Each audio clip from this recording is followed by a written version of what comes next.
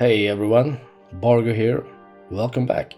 Today we are exploring the mystery of the lost boys of Hannibal in Missouri. If you like a good mystery like me, then you might want to sit back and relax. You might want to pause the video, run out and grab a coffee.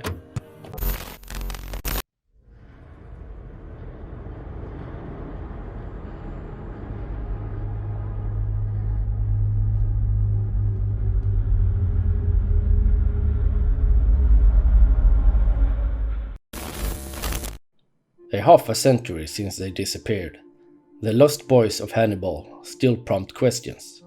In May 1967, an adventurous trio of boys went out in the woods near their home in Hannibal, Missouri, to explore part of its extensive network of caves. They were never seen again.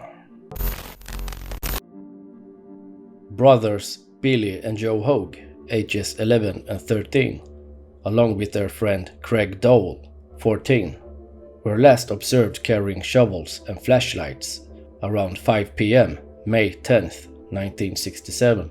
They said they were going to explore Murphy's Cave, a local spot near a road construction site.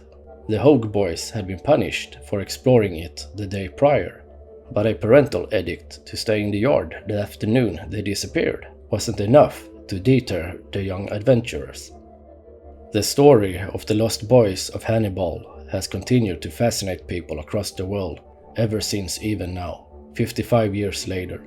The loved ones hope to finally solve the mystery and learn what became of the children who simply seemed to vanish into thin air. Joey Hoag was 13 in 1967 and a keen amateur scientist. He loved the outdoors and hoped to be the first man on the moon one day. When he found that a new cave had been exposed by some construction work near his home on State Highway 79, he was keen to explore. After rallying his younger brother Billy, 11, and their friend Craig Dowell, 14, Joey led a small expedition to the local spot known as Murphy's Cave on May 9th. Although the boys' parents found out about this risky trip that night and forbade them from visiting again, the friends nonetheless made plans to revisit the site after school the following day.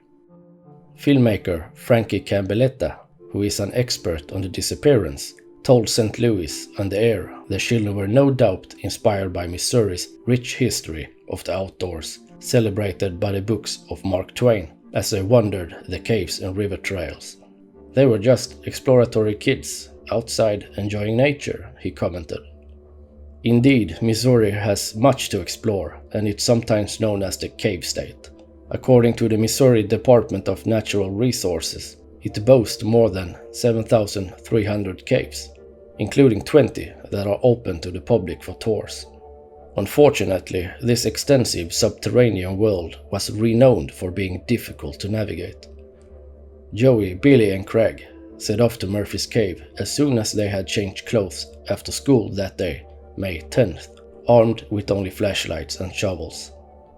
It seemed that the Hoag brothers had already visited the cave the night before, as they came home covered in red clay mud. So realistically, it would have made sense that they asked a friend to come to see what they were looking at the next day. The Hoag brothers perhaps found it relatively easy to slip away after their older sister was left in charge while their parents went out to the store, while a fourth boy failed to make the expedition because he had been grounded and confined to his room by his own parents. At the same time, workers were blasting through the ground to build a new highway, Route 79, which left big holes in the hillside and new entrances to the cave system. This could have been the reason for the cave visit that day. New exciting entrances that hadn't been explored yet. A kid's dream adventure. The last confirmed sighting of the trio was by a local woman as they walked off towards the construction site near the state highway. When the boys failed to return home that evening, their families would no doubt have quickly realized where they had gone and began a rapid search of the area before alerting the authorities. After reports of a cave-in that day near Murphy's Cave, police feared the boys had become trapped in a closed-off passageway and coordinated an enormous search and rescue operation. Experts from Missouri and further afield were called in to help, galvanized by the knowledge that the friends had no food or water when they set off. This wasn't the first time that disappearance had occurred in Missouri's caves, and authorities would have been well aware that time was of the essence. In the past, lost cavers had variously been found injured after a few days, located after simply wandering back out of their own accord, or in the worst cases, being located dead under cave-ins much later. The police were keen to locate the Hannibal boys before this could happen to them. Witnesses were quizzed, and one claimed to have seen one of the boys returning to Murphy's cave with a shovel at a later time during that day, but this was not confirmed. Meanwhile, experts from Washington, D.C. were brought in, and community buildings were turned into search hubs for rescuers and reporters. It became the largest cave search ever in the US, with every known cave passage examined at least 3 times, and steam shovels employed to widen areas where cave-ins might have occurred. Unfortunately, by May 12, 1967, the Hannibal Courier Post reported that hope was fading fast for Billy, Joe, and Craig. Rescuers had begun to speculate that the friends may not have been in Murphy's cave when they went missing, and might instead left to explore other caves or the woods. Don Nicholson, now 82, was one of the cavers who volunteered to look for the lost boys, and he told the news, quote, "Searchers had been looking everywhere that they could reach. I don't think there's anything anybody could have done," he said. "I think the boys were lost underneath the road and they couldn't get to them. There was no hope." End quote. No trace of the 2 Hoags or Craig Dowell was ever found. In 2006, construction workers returning to Highway 79 found a new small cave, and it was quickly checked for any signs of the lost children, but the authorities said there was no evidence of them ever being inside. Although the obvious theory about what happened to the lost boys might be a cave-in, there are those who speculate that a more sinister fate might have befallen them. Frankie Cambelletta suggests they might have been abducted and murdered by a serial killer. He says, quote, "It is a possibility that John Wayne Gacy was traveling through and from Hannibal. He pointed out in an interview with St. Louis on the Air." End quote. John Wayne Gacy was convicted in Chicago in 1980 of killing 33 boys between 1972 and 1978, although there have long been suggestions that his actual total was considerably more. His home at the time, near Chicago's main airport, would have been within 300 miles of where the boys went missing. But the story about this serial killing clown is a whole nother video. Witnesses reported seeing a mystery man at the top of a local cliffside called Lover's Leap in the days before May 10th. He reportedly inserted himself into the search operation after the boy went missing, before completely disappearing himself. Could he have been involved? No one knows. Another theory is that there was some kind of cover-up involving an accident. In an interview with Fox News, Joey and Billy's sister, Dee Dee, said, quote, "When they blasted those holes open, they did not put any kind of caution tape around them. I think the boys got buried in one of the holes, and I think someone from the construction company who ran the equipment knew that they had buried them," she commented. End quote.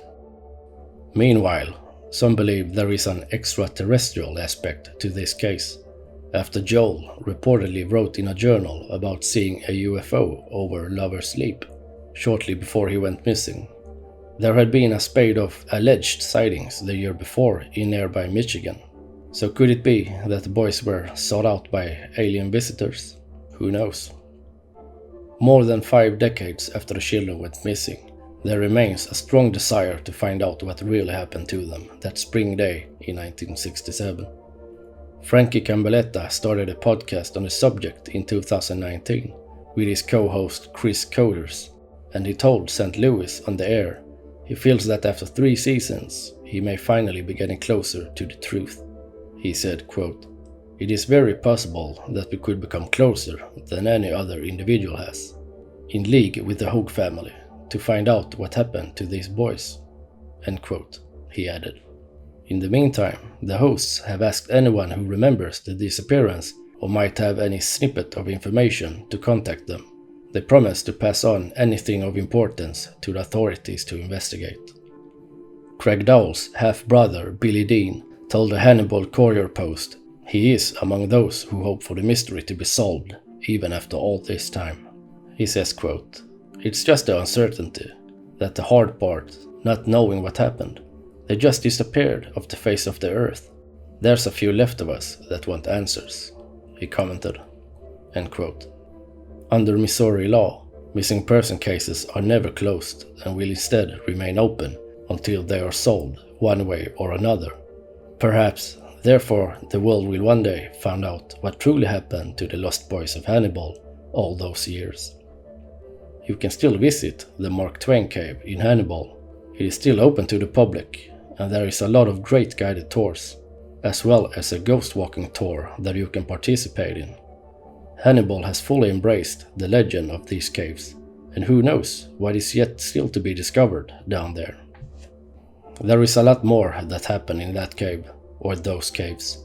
A lot of paranormal stuff, and also the famous Jesse James had his hideout down there.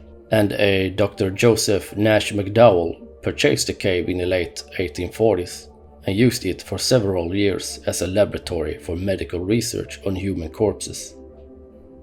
Anyhow, thanks for watching. Give me a thumbs up if you liked the video and show me some support. Bye bye bye bye.